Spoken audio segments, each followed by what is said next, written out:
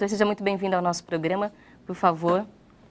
Obrigada por estar no Viver é Melhor. Seja bem-vindo. Vamos nos sentar.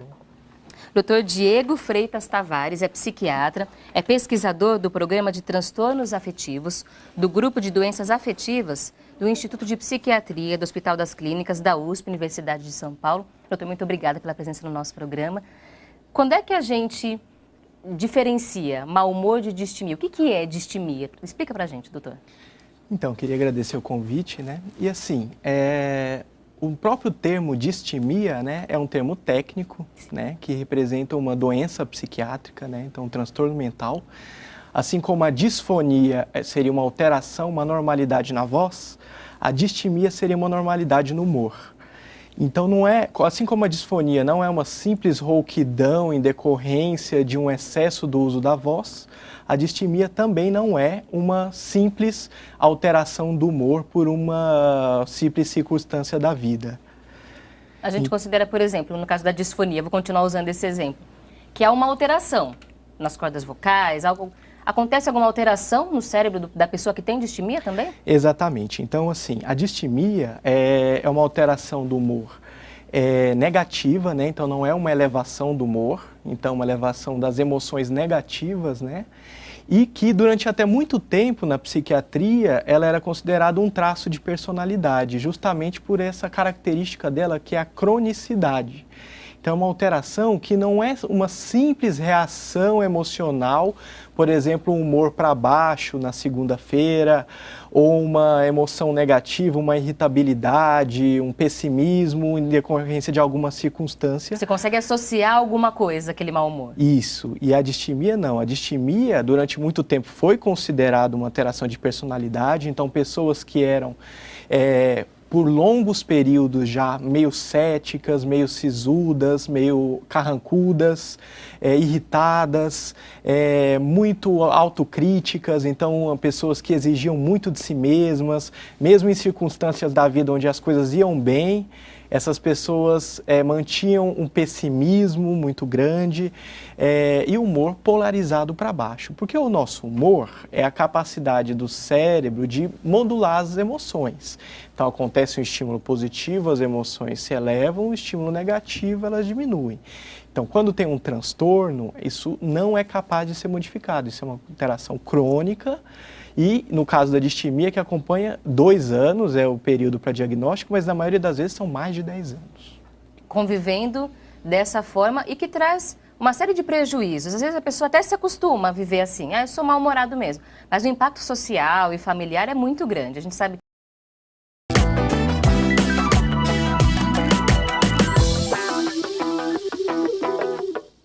Quando é que o mau humor vira um problema? Isso acontece, e mais comumente do que a gente imagina. Será que alguém que você conhece, que é mal-humorado, não tem distimia? Nosso convidado agora vai explicar para a gente como reconhecer esse problema. É uma doença, então o primeiro ponto, doutor, é compreender isso e não tratar com preconceito, como se fosse uma pessoa que está sempre infeliz, insatisfeita. É um pouco disso, mas não é culpa da pessoa completamente. Então tem que ter um pouco mais de tolerância. É difícil falar sobre tudo isso, porque a gente acaba fazendo julgamentos, a gente sempre quer dar uma opinião sobre a vida do outro, mas é um desafio no caso da pessoa que tem distimia, não é, doutor? E no caso do transtorno de humor, ela é uma alteração que marca a vida do indivíduo. Então, assim como as outras doenças, o indivíduo, em algum momento da vida, começa a apresentar uma alteração no seu humor de base, e, a partir daí, a gente identifica que o humor não volta às condições anteriores. No caso da depressão completa, que a gente diz, o indivíduo, em algum momento da vida, sofre um estressor, pode ser psicológico, pode ser um luto, por exemplo. Isso altera os hormônios do estresse do cérebro e esse cérebro não consegue funcionar como funcionava antes. E aí o humor fica não reativo, a pessoa não consegue mais ter o aumento do humor, mesmo com emoções positivas, com notícias boas e tudo. No caso da distimia, a gente chama de uma depressão crônica, porque na maioria das vezes a depressão ela tem um período mais ou menos delimitado de tempo, então 1 ano, 6 meses, e intenso. Então, na maioria das vezes, o indivíduo para o emprego, para as suas atividades, perde amigos, altera todo o funcionamento do indivíduo. No caso de distimia, como a sintomatologia é mais leve e crônica, então o indivíduo apresenta essas alterações durante muito tempo e de forma leve. Então é difícil perceber... É mais difícil diagnosticar do que uma depressão, por exemplo. Começa muito insidiosamente, muito lentamente. É diferente de uma depressão que em algumas semanas, por exemplo, vamos dar um estressor de um luto, no indivíduo que tem predisposição para ter uma doença cerebral psiquiátrica, isso altera a parte hormonal cerebral e o indivíduo deprime. Então, não é uma tristeza porque não conseguiu trabalhar o luto. Tem que ter uma predisposição genética. Não é todo mundo que entra em luto que vai ter depressão. Então, isso é muito importante. E no caso da distimia, não. Ela começa lentamente e cronicamente. Então, seus estudos falam em 2 anos, mas o que a gente vê a vida inteira assim. Então, tanto que a psiquiatria achou que era um temperamento, era um jeito de ser, e só depois que alguns estudos na década de 80 começaram a ser feitos, mostraram que tinha uma base cerebral, aí que começou a ganhar notoriedade e esse entendimento de que se tratava de um transtorno. Quando é que a distimia começa a apresentar sinais? Você falou sobre alguém que é a vida inteira, assim, desde a infância? Dá para perceber uma criança ou ainda é muito cedo para isso? Então, as alterações psiquiátricas na infância, elas são muito inespecíficas. Então, elas não se apresentam da mesma forma como o cérebro do adulto, que é um cérebro mais amadurecido, se comporta. Então, mesmo a depressão na infância não se apresenta da forma como adulto, com tristeza, vontade de morrer, o suicídio. Então, na maioria das vezes, o que vai acontecer é uma diminuição da energia, um isolamento, diminuição da produtividade escolar, social da criança. Então, é muito mais inespecífico. No caso da distimia, a alteração ela começa mais ou menos na adolescência, se instala mesmo na vida adulta, por volta dos 30 anos, e acompanha o indivíduo a vida toda, marcando inclusive as pessoas que o conhecem têm essa imagem da pessoa. Então não é uma alteração de humor normal, porque o nosso humor ele oscila normalmente. Então hoje a gente está feliz, amanhã acontece alguma coisa negativa ou não. Muitas vezes o humor pode alterar mesmo sem nada. Sem entender por quê. Isso, principalmente na mulher, que tem oscilação de humor, né?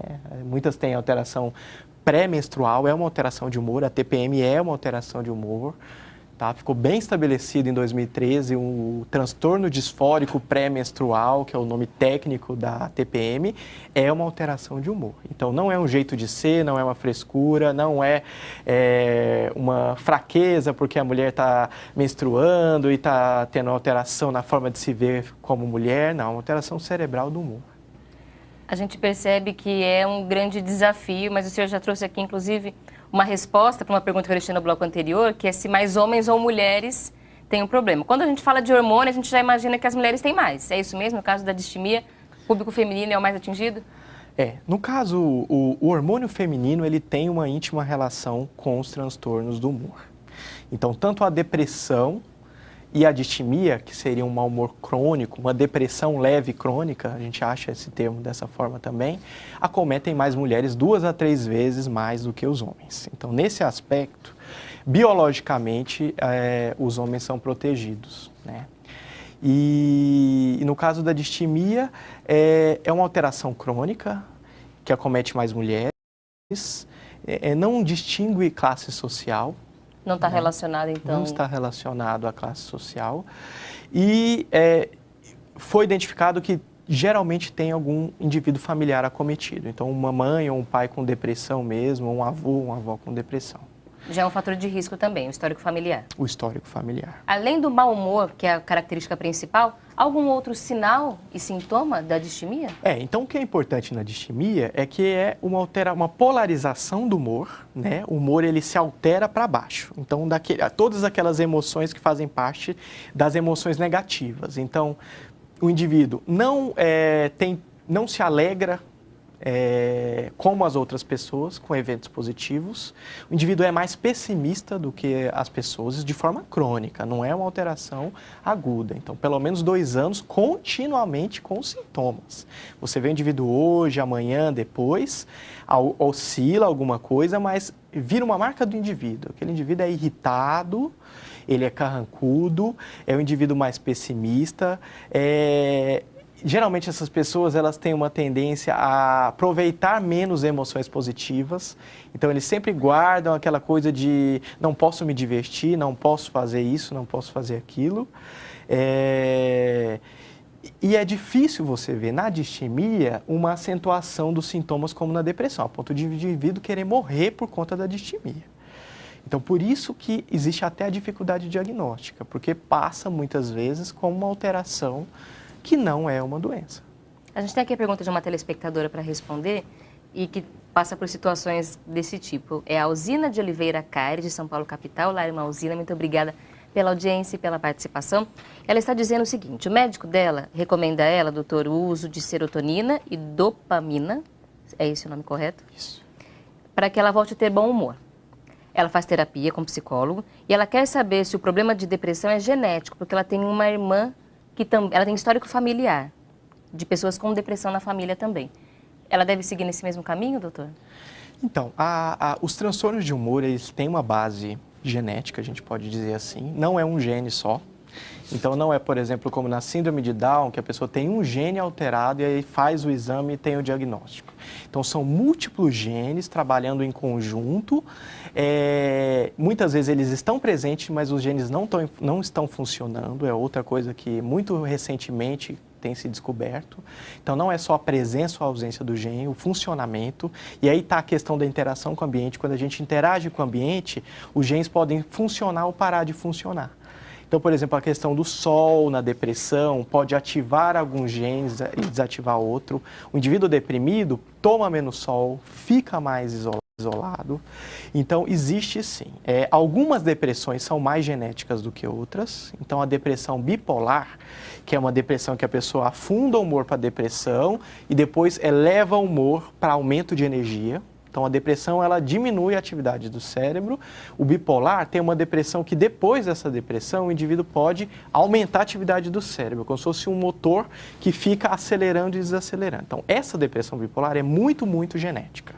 85% a 90% de chance de ter um pai ou mãe afetados. Na depressão, só depressão pura, que a gente chama clássica, o componente genético é menos importante, mas ele também está presente e, na maioria das vezes, existe uma vulnerabilidade. Então, a gente não sabe se o indivíduo vai deprimir ou não. Você pode ter pai depressivo, mãe depressiva, vai depender dos fatores de risco. Então, o estresse crônico, estresse no trabalho crônico, inversão do sono e do dormir crônico, então desregular o horário de sono, de dormir, de acordar, a exposição à luz, então quem trabalha mais no escuro, pega menos sol, né? Existe um risco maior e medicamentos podem induzir depressão, tratamentos para HIV, para hepatite podem, só o medicamento. Então, assim, o indivíduo deprime sem ter nenhum estressor psicológico. Então, isso, para muita gente, isso é novidade, porque a fala em depressão, a pessoa imagina uma doença psicológica, de um problema, de um luto e tudo mais. A gente vê que não dá para justificar apenas a depressão ou uma distimia como uma questão genética, familiar.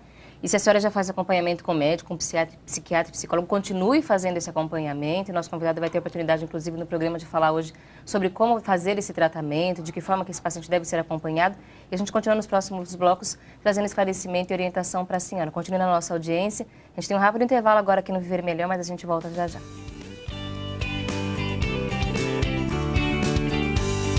Não só da pessoa que tem distimia, que é o nosso tema hoje, mas daqueles que estão ao seu lado. A família é muito importante também.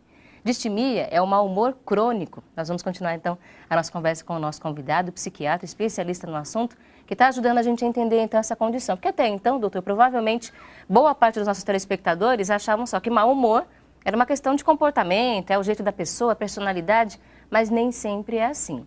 Em algumas situações, a gente já falou isso no bloco anterior, os sintomas mostram que pode ser uma doença, uma alteração no cérebro, um transtorno realmente de saúde dessa pessoa. Mas quando é que o médico consegue ter certeza disso? Quando é que o médico olha para uma pessoa e conversa com ele e fala, você não, é só mal-humorado ou você tem distimia? Essa pergunta é importante porque o diagnóstico em psiquiatria, ele é baseado na entrevista psiquiátrica, não só com o indivíduo, mas também com quem convive com o indivíduo. Os exames de suporte, eles servem para afastar outras causas de doenças que também produzem as mesmas manifestações. Porque outras doenças orgânicas, outras doenças hormonais, físicas, podem produzir sintomas parecidos. Então, no momento do diagnóstico, além da história, da avaliação de como esses sintomas começaram a aparecer, em que idade, em que circunstância, como o indivíduo estava de saúde naquele momento, quais medicações ela toma, quais substâncias, drogas ela utiliza, porque tem substâncias químicas que produzem alterações de humor.